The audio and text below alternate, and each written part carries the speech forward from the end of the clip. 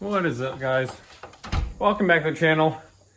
And first things first, I spent some time, I cleaned up this garage and organized it. It has been much needed and I just have been dreading doing it, but I spent some time doing it and I'll tell you what, I'm so happy I did it. It's much more pleasant to work out here.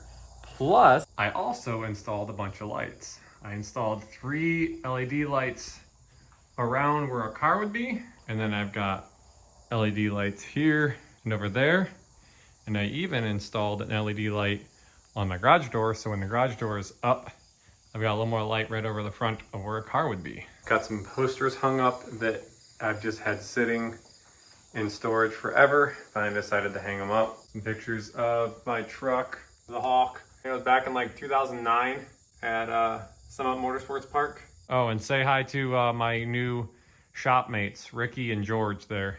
If you know what George drove, drop that in the comments down below. I'm sure everybody knows what Ricky Red drove, but probably not too many people know what George drove. So, you know, drop it down below.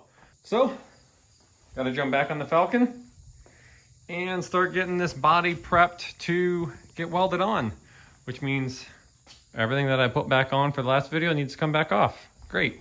I also need to pull the seats out, and I might actually pull the dash out because there's no way for me to weld along this cowl and windshield with the dash there. Plus, I'm going to trim the dash more and might actually get the body to come down a little more. Not sure. We will see. Oh, and in the last video, one of you guys commented, Rich Case, I think was your name. You called the Lexus the Flexus. And I may have to steal that. I might have to go with that. Guys, hit the like button and drop a comment down below if you think this should be called the Flexus. Guys, I'm starting to think that I have a reptile problem in my garage. I just caught this little guy. These little things are running all over the place around here. And I looked it up. It's a 5-striped skink. No more reptiles in my garage. You need to leave, okay? Appreciate it. All right, well, I'm gonna let this guy go. And actually, maybe get some work done on the Falcon.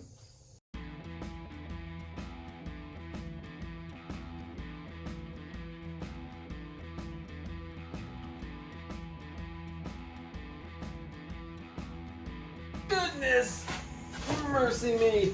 Oh, ouch, my elbow. That door is off. Ah. Oh, that's fine. Lift to the back.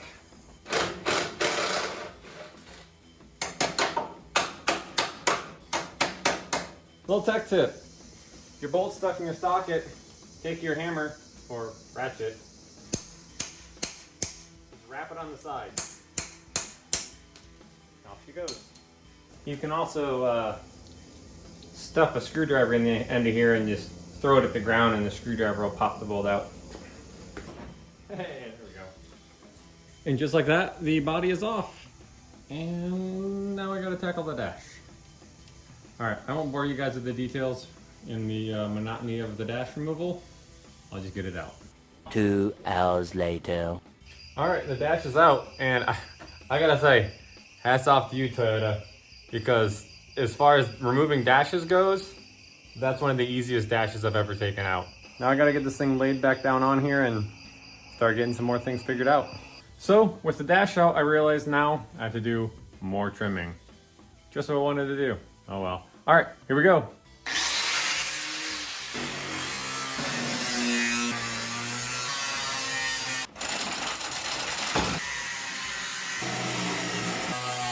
So I got that trimming done, and it really wasn't all that much, but it's allowed the body to actually drop down like maybe another 3/4 of an inch. And this thing is fitting way better now. Let me show you. These rockers are phenomenal the way they're fitting. The Falcon rocker is sitting directly on top of the Lexus rocker and lining up so well. Just a little bit of, of a filler panel in there on both sides. I will probably have a little bit of a fit getting the dash back in, but I'm gonna just have to trim it and just take my time to get the dash in.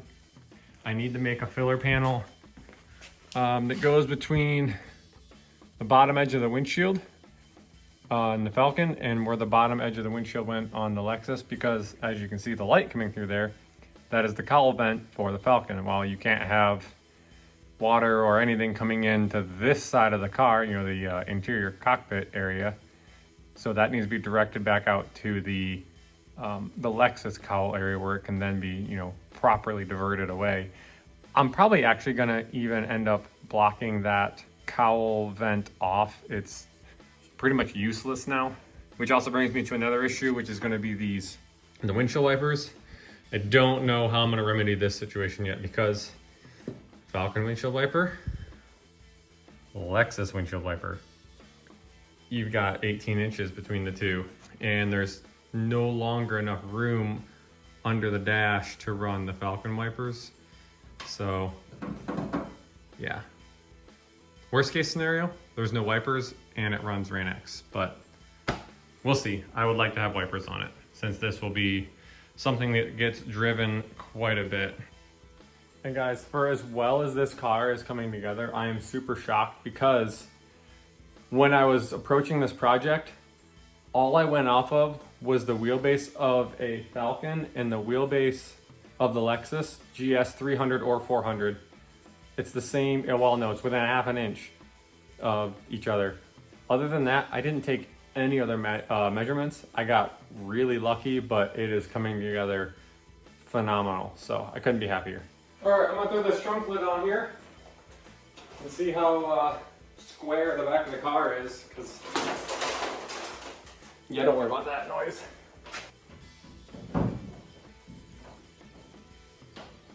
Wow. All right. That gap is nice and straight. That gap's nice and straight. And that's nice and straight. So I'm happy with that. I mean, back of the car seems square. Last clip, I got the trunk lid on and I was really happy with the way it was fitting. And so I've spent a lot of time putting like the doors back on, lower valence on, tying the two fenders together. I set the hood on it. And before I start welding anything, I just want to make sure that I'm not overlooking anything, because, you know, once you start welding, it's a pain in the butt to, you know, have to start cutting stuff back apart. So I've been taking my time and just trying to get this thing to where I'm happy with it, and I'm pretty confident that I'm not going to have to go back through and rework stuff. But my dad was actually here the other night and we were looking at the car, and we actually found something quite interesting. So the Lexus donor car was in an accident, and it was rear-ended. This whole corner was shoved in, and there's still some visible damage, you know, wrinkle in this rail here, and this is kind of still torn up, but didn't really matter too much for me. But I did start to notice that, you know, there was that issue with the gap between the wheel and the rocker, and it was different on both sides. And it really became noticeable once I got the Falcon on here, because, you know, the Falcon quarters aren't smashed like the quarter panels were on the Lexus. So we got measuring around on the car last night. A Lexus GS400 wheelbase is 110.2. So we went over and we measured, you know, on the passenger side, measured it out, center to center, 100.2, 100 and a quarter, whatever. And so we came over to this side and measured it. It was 109.2. It was an entire inch. The wheelbase is an entire inch shorter on this side of the car. So it's pretty significant, you know. That's why if in the first video you noticed the car driving, it seemed like it was driving sideways. I noticed the steering wheel was crooked, which it didn't surprise me. It was in an accident that those sort of things happen. So we were both very shocked when we put a slip scale on it and it was an inch shorter on this side. So we started diving into it, and I can show you what we found. So after crawling around this thing and looking around and trying to figure out where it was bent, this is what we found. So there's this little piece of plastic that covered up a subframe mount. And if you look at this subframe mount, see how we have a gap right here, this ledge here, and nothing here. So the subframe is actually shoved forward in the car. All right, so I'm gonna see if I can't loosen up these bolts in this subframe. Well, I'm gonna have to reposition my jack stand. But loosen up these bolts in the subframe and try and get this pulled backwards somehow.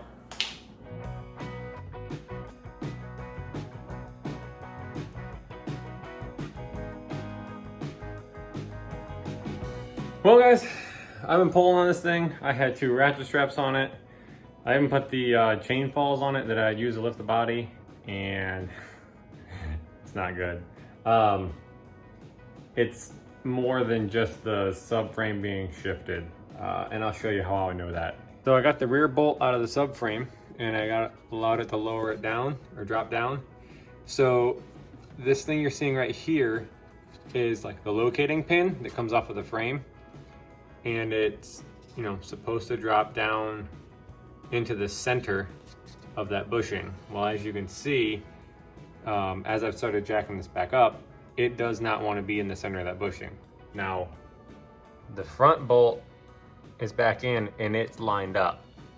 So what that tells me is the rear frame section of this car is indeed shifted forward. That shift forward is what pushed the entire subframe forward and was holding it there. Once I lowered this down and released that pressure off of the subframe, it popped back and everything here shifted back. I ran the tape measure on it and it's still slightly off, like maybe a 1/4 inch. I'm sure there's still some, you know, tweaked things here and there, and that I can probably get out, you know, in some adjustments with the alignment. I have to somehow address this issue of straightening this rear frame section. How I'm gonna do that yet, I'm not exactly sure. So with that said, I'm pretty confident in, you know, being able to weld this thing on, start welding this body in place. But yeah, that's a little crisis averted that I wasn't expecting to have to deal with. So at this point, it is a bunch of welding. So guys, there you have it. There's where the Flexus stands right now. I'll be getting the body welded on in the next episode. I'm happy with where we're sitting right now, with the way the doors are fitting and the way everything's lining up. I'm happy with where everything's sitting as far as wheelbase goes, even though this rear wheel is messed up. Everything else is good. I've been kind of running off of that passenger side anyways, because I know that's right. The wheelbase measures out right. If you've looked at my Instagram, you'll have seen the picture that shows the 2 measurements side by side of like the 109 1/4 on this side and the 110 1/4 on the other side. Shut up, Cricket. Trying to talk. So there you have it, guys. Still moving forward with the project, just a little bit of a speed bump.